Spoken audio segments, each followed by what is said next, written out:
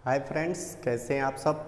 अगर मेरे चैनल पे नए हो तो सब्सक्राइब कर लीजिएगा, अगर पुराने हैं तो फिर देखिए पढ़ते हैं। देखिए कहावत है कि अगर आप लगातार संघर्ष करते हैं तो घीस घीस करके आप खुद चिकने हो जाते हैं। देखे होंगे किसी बर्तन को जब साफ़ करना होता है तो उसे घीस आ जाता है और घीस घीस करके देखिएगा वो कितना चिकना हो जाता है।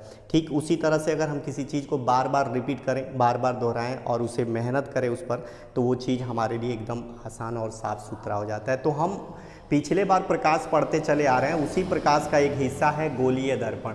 तो देखिए दर्पण जो होते हैं ना, एक आप समतल दर्पण होता है जिसमें आप अपना चेहरा देखते हैं, रोज़ सुबह उठ करके अपने आईने में चेहरे को देख लेते हैं, तो वहाँ पे होता है वो समतल दर्पण। लेकिन ऐसा नहीं है कि इसमें भी आप चेहरा नहीं देखते हैं, इसमें भी देखते हैं, लेकिन इसकी कुछ खासियत और खूबियाँ अलग होती हैं।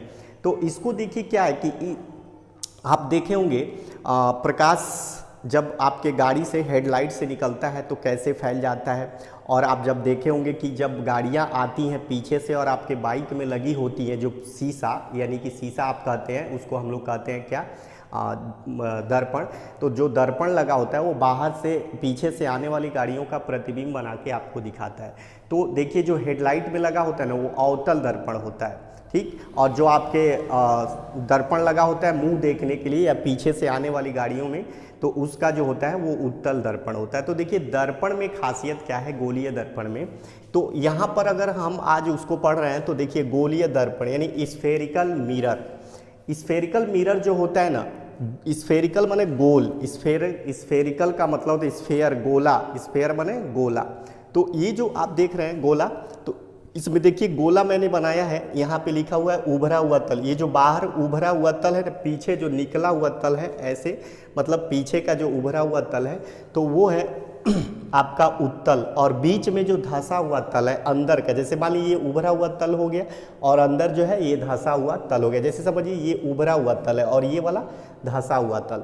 तो जो धंसा हुआ तल होता है उसको बोलते हैं अवतल। यहाँ देखिए इसकी अवतल की अंग्रेजी लिखी हुई है कॉनकेव मिरर। और उसी तरह उत्तल का होता है कॉन्वेक्स मिरर। तो ये होता है कॉनकेव मिरर, ये होता है कॉन्वेक्स मिरर।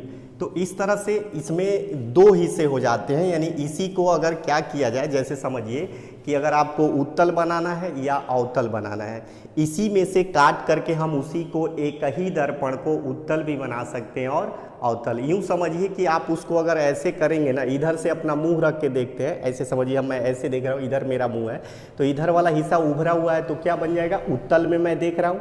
और ऐसे करके देखूँ तो मैं किस में देख रहा हूँ, अवतल में देख रहा हूँ। क्योंकि ये चीज़ नहीं है कि इसको कलर नहीं करना, अगर पीछे से कलर कर दिया जाए, यानी यूँ समझिए, यहाँ ध्यान से देखिए, ये अवतल है, दोनों एक ही चीज़ है, लेकिन इसमें इसलिए बताया गया ताकि आप अच्छे से समझ लें, आपको अच्छे से वो चीज़ समझ में, उस हिसाब से मैंने इस दोनों को बना दिया और इस हिसाब से आपको ये दोनों बना दिया। तो इसमें देखिए अगर धंसा हुआ हिस्सा को बाहर से मैंने कलर कर दिया, उभरे हुए हिस्सा को, तो बन गया अवतल। और मैंने यहाँ पे जो धंसा हुआ हिस्सा है उसको कलर कर दिया तो ये बन गया उत्तल। बस यही तो करना होता है। उस मतलब एक गोलीय ढलाई जब होता है ना, किसी भी दर्पण की जब कंपनियां ढलाई करती है तो गोल होती है, फिर उस मिरर को काटा जाता है, काट करके उसका अपना वक्रता त्रिज्या होती है, उस हिसाब से फोकस के हिसाब से उसको बना दिया जाता है, तैयार हो जाता है। आप अगर इसे ज़्यादा सर्च करना चाहते हैं तो गूगल वगैरह पे सर्च करके इसे देख सकते हैं। हम लोग तो टीचर हैं, इसके हिसाब से आपको तरीके और चीज़ें बताते हैं, समझाते हैं, लेकिन इसका जो साइंटिफिक तरीका होता है तो गूगल पे आपको बेहतर तरीके से मिल जाएगा। यहाँ देखिए गोलीय दर्पण क्या है, यानी स्फेरिकल मिरर क्या होता है। वे दर्पण जो कांच के खोखले गोले के पृष्ठ का एक भाग होते हैं गोलीय दर्पण कहलाते हैं। मैंने अभी कहा ना कि कांच के गोलीय यानी कांच की ढलाई होती है, गोल बनाया जाता है और फिर उसे गोला में से काटा जाता है तो आपका इस तरह का बनता है। ये देखिए अगर इसको अंदर से कलर कर देंगे ना तो ये बन जाएगा उत्तल, यहाँ देखिए कॉन्वेक्स मिरर। और इसे अगर बाहर से कलर कर देंगे ना तो ये बन जाएगा अवतल यानी कॉनकेव मिरर। अब यहाँ पे देखिए इसके कौन भाग होते हैं, दो भाग होते हैं इसके, दो। गोलीय दर्पण दो प्रकार के होते हैं। पहला होता है अवतल यानी कॉनकेव मिरर। यदि गोलीय खंड पर पालिश इस प्रकार की जाए कि इसके अवतल पृष्ठ से प्रकाश का परावर्तन हो तो इस प्रकार बने दर्पण को अवतल दर्पण कहते हैं। यानी कि देखिए कह रहा है ना अवतल पृष्ठ से प्रकाश का परावर्तन, यानी अवतल, ये देखिए ये धंसा हुआ भाग है ना, अगर बाहर से उभरे हुए भाग से, यानी कि इसके जो उभरा हुआ भाग है उसके बाहर से कलर कर दिया जाए, तो अगर इसमें परावर्तन हो रहा है यानी धंसे हुए भाग में देखिए किरण जा रही है फिर वापस आ रही है, यहाँ देखिए धंसे हुए भाग में किरण जा रही है और वापस आ रही है, यहाँ पे देखिए उभरे हुए भाग में किरण जा रही है और वापस आ रही है। जो उभरे हुए से जाए और अगर अंदर से काला किया गया है तो समझिएगा उत्तल है, और अगर बाहर से काला उभरे हुए भाग को काला कर दिया जाए तो समझिएगा वो अवतल है। और फिर देखिए ये कॉन्केव मिरर जो हम देख लिए, अब देखते हैं कॉन्वेक्स मिरर। यदि गोलीय खंड पर पालिश इस प्रकार की जाए कि इसके उत्तल पृष्ठ से प्रकाश का परावर्तन, यानी कि अब इसको बता रहा है, यानी कि कॉन्वेक्स मिरर को, तो कन्वेक्स मिरर बता रहा है, तो इसमें ये कह रहा है कि अगर इसको बाहर से परावर्तन हो जाए, यानी कि उभरे हुए भाग से परावर्तन हो और अंदर से पालिश कर दिया जाए या काला कर दिया जाए, तो यूँ समझिए, तो बाहर से परावर्तन होगा उभरे हुए भाग से, तो वो बन जाएगा कॉन्वेक्स मिरर।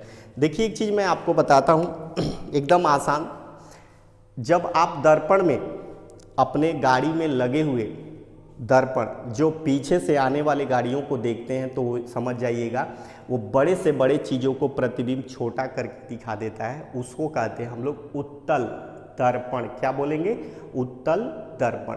जो गाड़ी में ऐसे देखने के लिए मुंह लगाते हैं, मुंह देखने के लिए वो होता नहीं, चूँकि पीछे से आने वाले बैक साइड से गाड़ियों को देखने के लिए होता है, तो वो होता है उत्तल दर्पण। और जो आपकी हेडलाइट के अंदर धंसा हुआ हिस्सा होता है ना, बाहर अंदर बल्ब लगा होता है, तो वो होता है कौन सा, ऐसे लगा होता है, वो होता है क्या, अवतल दर्पण यानी कॉनकेव मिरर। और कॉन्वेक्स आपका मुंह देखने के लिए या पीछे से आने वाली गाड़ियों को देखने के लिए होता है।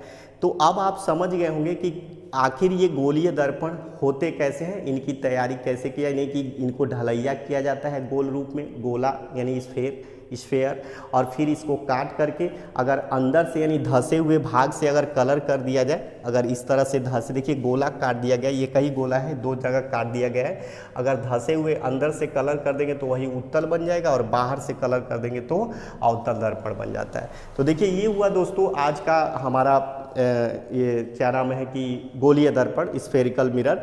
इसमें हम लोगों ने पढ़ा कि दर्पण कितने प्रकार का होता है। तो फिर मैं एक बार बता दूं, देखिए गोलीय दर्पण में काटेंगे तो दो प्रकार का बनेगा, एक होगा अवतल कॉनकेव मिरर, और जो कि अंदर से बाहर से कलर होता है, अंदर से परावर्तन होता है, और एक होता है कॉन्वेक्स मिरर जो कि बाहर से परावर्तन होता है, यानी कि उभरे हुए भाग से परावर्तन होता है और अंदर से धंसे हुए भाग से कलर होता है। ठीक है, इनका प्रयोग भी मैंने बताया। देखिए अवतल दर्पण जो है हेडलाइटों वगैरह में प्रयोग किए जाते हैं, परावर्तक के रूप में प्रयोग किए जाते हैं, और जो उत्तल होता है वो गाड़ियों को पीछे से आने वाले देखने के लिए आपके गाड़ियों में लगे होते हैं। तो इस तरह से आपने देखा। तो इसके अब आगे जो हम पढ़ेंगे कि आखिर इसमें जो आप ये रेखा देख रहे हैं इसको क्या कहते हैं, जहाँ से परावर्तन हो रहा है उसको क्या कहते हैं, किधर माइनस होगा किधर प्लस होगा, ये सारा इस पे हम लोग प्रश्न हल करेंगे, सवाल हल करेंगे।